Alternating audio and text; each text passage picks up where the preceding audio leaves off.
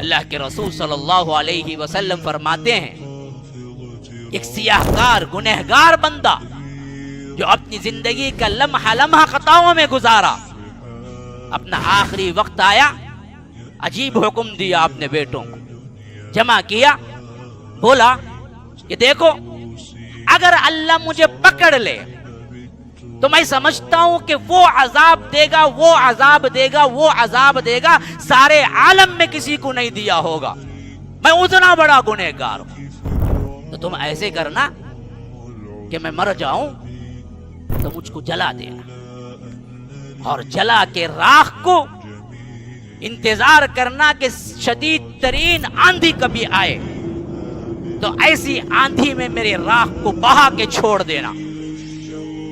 کیوں؟ کل اللہ سے اگر میری ملاقات ہو جائے تو پھر تو اللہ مجھے بہت بڑا عذاب دے گا جو عالموں میں کسی کو نہیں دیا ہو۔ اللہ کے رسول صلی اللہ علیہ وسلم فرماتے ہیں کہ بچوں نے وہی کیا، وہ مرا، اولاد نے اس کو جلا دیا، پھر اس کے بعد شدید ترین آندھی کے دن لے کے اس راکھ کو اڑا دیا۔ اب دیکھیے اللہ کے رسول صلی اللہ علیہ وسلم کہتے ہیں کہ اللہ نے حکم دیا سمندر کو جتنی راکھ وہ لی تھی کہ وہ پورا لے آئے، اور زمین کو حکم دیا کہ جہاں جہاں اڑی تھی وہ لے آئے، اور دونوں راکھوں کو جمع کیا۔ پھر اس کے بعد حکم دیا کہ اس کو جسم مل جائے، اس کی روح مل جائے، وہ زندہ ہو جائے۔ پھر اس کے بعد بلایا، کہا کہ تو نے کیا کیا؟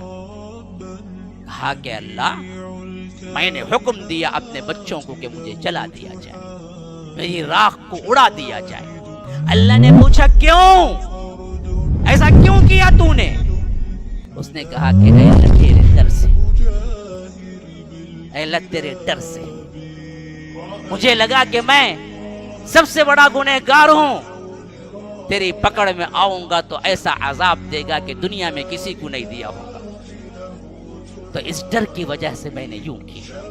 اللہ کے رسول صلی اللہ علیہ وسلم نے فرمایا کہ صرف یہ ایک ڈر تھا، کام اس نے غلط کیا لیکن ڈر تھا۔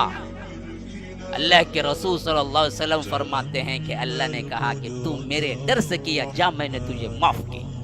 بندہ ہے تو گناہ ہوتا ہی ہے، بندہ ہو کے گناہ نہ کرے تو وہ فرشتہ بن جائے۔ گناہ تو ہونا ہی ہے لیکن بے باک نہیں ہونا ہے، بے خوف نہیں ہونا ہے۔ ڈر رکھو اپنی زندگی میں، ڈرو تو کوئی نہ کوئی چانس تمہیں مل جائے گی کہ اللہ توبے کی توفیق دے۔